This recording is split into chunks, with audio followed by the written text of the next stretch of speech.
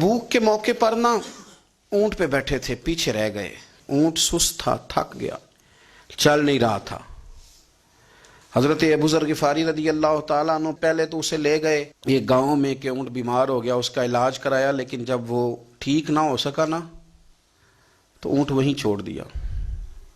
हुजूर सल्लल्लाहु अलैहि वसल्लम के पीछे ज़रूर पहुंचना है मैदान तबूक में। तो जो सामान था वो सारा पुश्त पे रखा और अकेले ही चल दिए, तने तन्हा और पैदल। सामने से गर्द उड़ती हुई नजर आई तो लोगों ने कहा हुजूर पता नहीं कौन आया है। फरमाया तुम्हें नहीं पता, मुझे तो पता है ना, अबू ज़र गिफारी आया है। अबू ज़र गिफारी आए। फिर हुजूर ने फरमाया यमशी वाहिदा व यमूत वाहिदा व युबास वाहिदा। फरमाया ये तन्हा चलते हैं, ये तन्हा ही दुनिया से जाएंगे, तन्हा ही उठाए जाएंगे।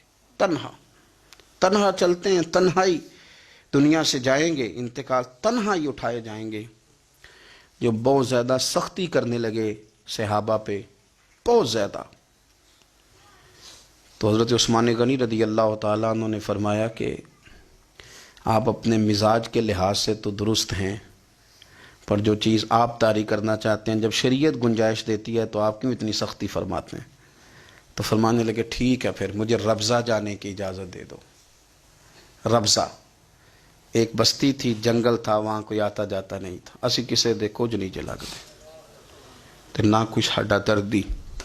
हुजूर ने कहा था ना यमशी वाहिदा, तो अकेला चलेगा, रब्ज़ा चले गया। हज़रत सैयदना उस्मान गनी ने कहा ये कुछ बकरियां ले जाओ, दूध पी लिया करना। फरमाया उस्मान मुझे माल की तो ज़रूरत पहले दिन से ही कोई नहीं, मुझे तो रब रसूल की ज़रूरत है, उनकी करम नवाजियाँ मेरे साथ रहती हैं। तशरीफ़ ले गए, वहाँ तन्हा खजूर के खुश्क टुकड़े खाते, इबादत करते, अल्लाह को याद करते। बड़े बड़े लोगों ने आके कहा कि अबू ज़र आपकी बड़ी शान है, हमारे साथ चलें। फरमाया छोड़ो, कहाँ मंशूर हम और कहाँ हंगामे मोहब्बत के, एक हुजरे में रहते हैं, खुदा को याद करते हैं, ज़रूरत कोई नहीं, जहाँ हूँ ना वहाँ मैं ठीक हूँ, हाजत नहीं।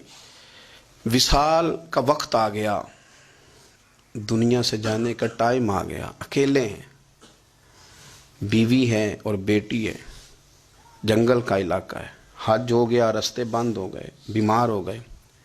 अपनी अहलिया को बुला के कहने लगे अब मैं बचूंगा नहीं, अब जाने का वक्त आ गया।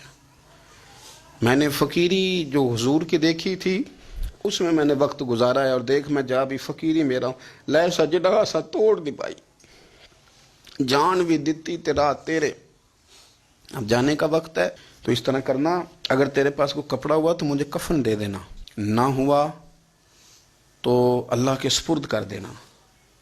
कहा हम दो औरतें हैं, जनाजा गुस्ल कफन। फरमाया रब जमात भेजेगा मेरे लिए, लोग आएंगे, मेरे नबी पाक ने मुझसे वादा किया था आएंगे ना लोग।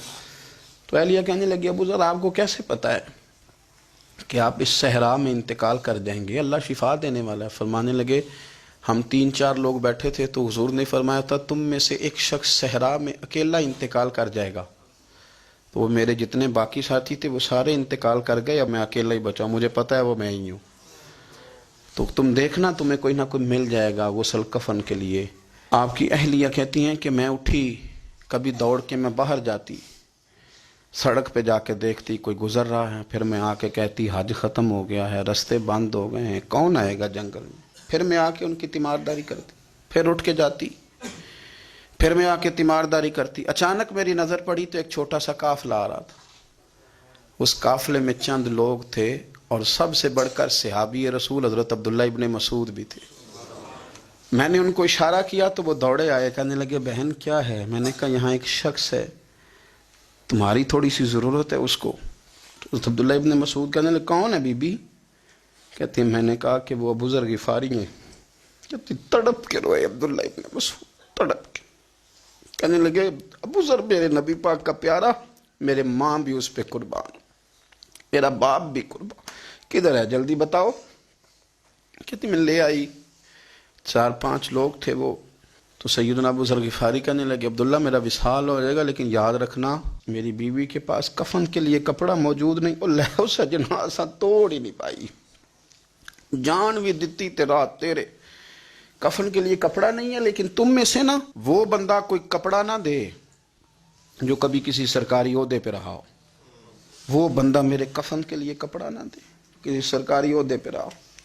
ایک انصاری جوان کہنے لگا ابو ذر میں کبھی کسی عہدے پہ نہیں رہا، اگر آپ میری چادر قبول کر لیں کفن کے لیے تو میں ٹھیک ہے، میں نے نا حضور کے طریقے پر زندگی گزاری ہے، چپ کر کے میرا جنازہ پڑھ دینا اور مجھے کہیں اور نہ لے کے جانا، اسی کسی دے کچھ نہیں لگ دے تو نہ کوئی ساڈا دردی یہیں کسی صحرا میں جنگل میں یہیں کوئی قبر کھود کے مجھے دفن کر دینا، مجھے جانے نہیں ہے کسی جگہ۔ حضرت عبداللہ ابن مسعود رضی اللہ تعالیٰ عنہ نے جنازہ پڑھایا، اور اس درویش کو جو 5ویں یا 4تھے مسلمان ہیں ان کو وہاں دفن کیا۔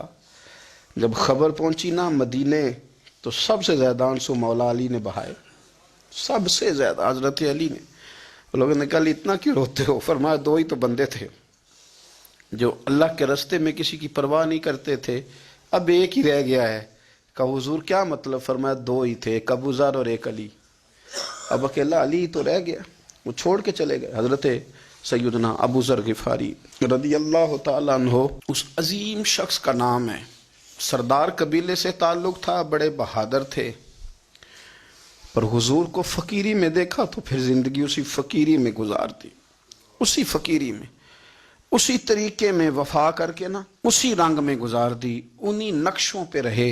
اگرچہ جائز تھا، بڑے بڑے لوگ تھے، حضرت عبد الرحمن ابن عوف بڑا مال تھا، حضور نے ان کو جنتی کہا، ان کے پیچھے نماز پڑھی، سب ٹھیک تھا، پر فرماتے تھے یار میں انکار نہیں کرتا، پر میرے نبی نے فقیری کی، حضور نے ایک وقت کھایا ایک وقت بھوک کاٹی، تم کس طرح بھر بھر کے پیٹ کھاتے ہو، تم کس طرح اتنی آسانیاں دیکھتے ہو؟